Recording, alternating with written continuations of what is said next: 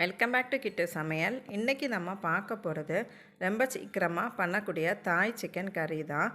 அதுக்கு தேவையான பொருட்கள் பார்த்திங்கன்னா 2 கேரட்டு, ஒரு உருளைக்கிழங்கு, கேப்சிகன், வெங்காயம், அப்புறம் தாய் ஸ்டைல் எல்லோ கறி சாஸ், தேங்காய் பால், ப்ரொக்கோலி, அப்புறம் சிக்கனும் நல்லா க்ளீன் பண்ணி எடுத்து வச்சிடணும்.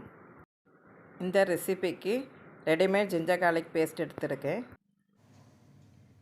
மஞ்சத்தூள் 2 ஸ்பூனுக்கு வேணும். இப்போ இந்த காய் எல்லாமே இது மாதிரி மீடியம் சைஸில் கட் பண்ணி வச்சிடலாம். இந்த காயெல்லாம் ரொம்ப வேக விடக்கூடாது. தேவையான உப்பு சேர்த்து வேக வச்சு எடுக்கணும். இப்போ ஃபஸ்ட்டு உருளைக்கிழங்கும் கேரட்டும் வேக வச்சு எடுத்துட்டு அதே தண்ணியில் இந்த சிக்கனும் போட்டு வேக வைக்கணும். தாளிக்கிறதுக்கு கருப்பு எள்ளு வேணும், அதுவும் ரெடி பண்ணியாச்சு. சிக்கனும் வேக வச்சு மாற்றி வச்சாச்சு. இப்போது கடாயில் எண்ணெய் விட்டு ஒரு ஸ்பூன் எள்ளு போட்டு நல்லா கிளறி விட்டு எடுக்கணும்.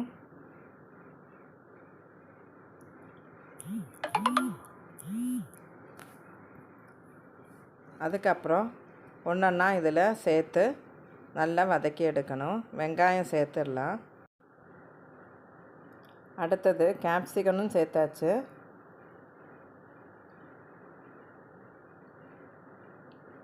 கிளறி கொடுத்து எடுக்கணும். தேவைக்கு கொஞ்சம் உப்பு போட்டுக்கணும். அதுக்கப்புறம் அதில் ஒரு ஸ்பூன் அளவுக்கு இஞ்சி பூண்டு பேஸ்ட்டு சேர்க்கணும்.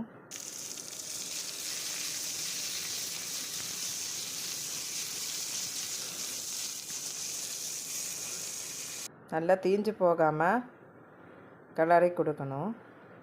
ரொம்ப டீப் ஃப்ரை பண்ணக்கூடாது, மைல்டாக சாட் பண்ணி எடுக்கணும். அதுக்கப்புறம் ப்ரொக்கோலியும் சேர்த்தாச்சு. சின்ன சின்ன பீஸாக கட் பண்ணி வச்சுருக்கணும். நல்லா மேலோட்டமாக கிளறி கொடுத்து எடுக்கணும். இப்போ இதில் உப்பு சேர்க்கணும்.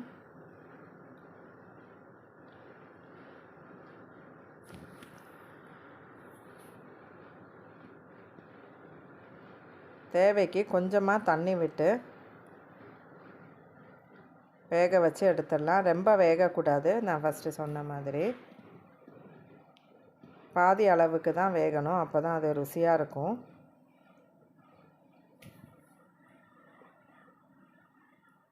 மூடி வச்சு வேக வச்சு எடுக்கணும். பாதி வெந்த உடனே அதில் அந்த கறி சாஸு ஒரு 4 ஸ்பூன் அளவுக்கு சேர்த்துடலாம். அதுக்கப்புறம் நல்லா கிளறி கொடுத்துடணும். வேக வச்சு எடுத்த சிக்கன் பீஸும் சேர்த்து நல்லா கிளறி கொடுக்கணும். இது கொஞ்சம் தழைச்சி வரட்டும்.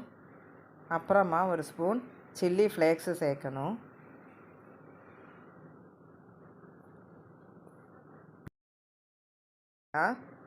கடைசியாக தேங்காய் பாலும் சேர்த்துடலாம்.